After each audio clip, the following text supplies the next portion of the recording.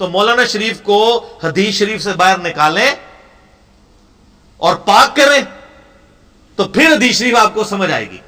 جیسا کہ فقہ حنفی کا بھی مشہور مسئلہ ہے، باقی سب لوگ بھی مانتے ہیں، بخاری مسلم میں بھی احادیث اس کے اوپر گواہ ہیں کہ اگر کسی کنویں کے اندر کتا گر جائے تو 20 ڈول نکالنے ہوتے ہیں. ٹھیک ہے، تو ایک مشہور واقعہ ہے کہ جی وہ کچھ لوگ علماء کے پاس کسی عالم صاحب کے پاس آئے کہ جی اس طرح ہمارے کنویں کے اندر کتا گر گیا ہے، اس سے بدبو آ رہی ہے، تو اب ہم اس کو کیسے پاک کریں؟ تو انہوں نے فرمایا کہ اس میں سے 20 ڈول نکالو، پاک ہو جائے گا. انہوں نے 20 ڈول نکالے، واپس آئے اور کہا کہ حضرت اس کی تو بدبو بھی نہیں جا رہی ہے، تعفن اسی طرح پھیلا ہوا ہے، 20 ڈول نکالے ہیں لیکن فرق نہیں پڑا. کو مولانا میرے ورگا کو سیاڑا سی، کو سمجھدار تھا، اس نے کہا کتا بھی کٹیا جائے گا نہیں، کتا نکالا ہے یا صرف ڈول ہی نکالے ہیں؟ انہوں نے کہا جی کتا تو نہیں نکالا. تو انہوں نے کہا سر کتا نکالیں گے تو 20 ڈول نکالنے سے وہ پاک ہوگا نا، کتا ادھر ہی ہے تو 20 اور بھی نکال لیں. تو اس کو ذرا سائڈ پہ رکھتے ہوئے میں کوئی مثال نہیں دیتا، حالانکہ میں دے سکتا ہوں. علماء سو کی مثال سورۃ الاعراف کی آیت نمبر 175 اور 176 میں کتے کی مثال ہی بیان ہوئی ہے.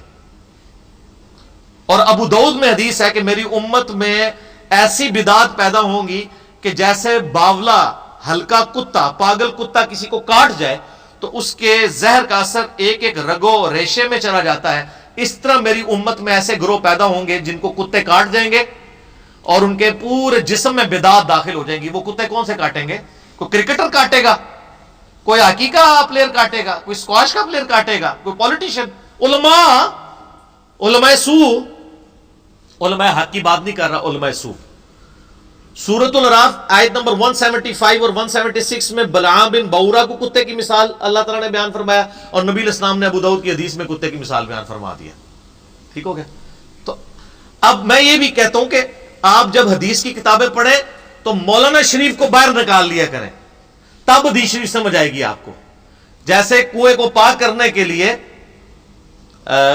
کتے کو باہر نکالنا ضروری ہے تب پانی پاک ہوگا، احادیث میں سے بھی مولویوں کو نکالنا ضروری ہے، تب آپ کو پتہ چلے گا کہ حدیث پیچھے کیا تھی. تو مولانا شریف کو الگ کریں.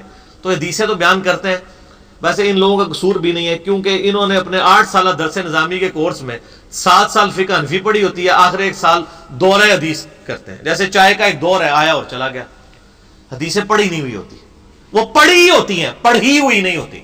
اور یہاں تو الحمدللہ پڑھی بھی ہوئی ہیں اور پڑھی بھی ہوئی ہیں. کیوں؟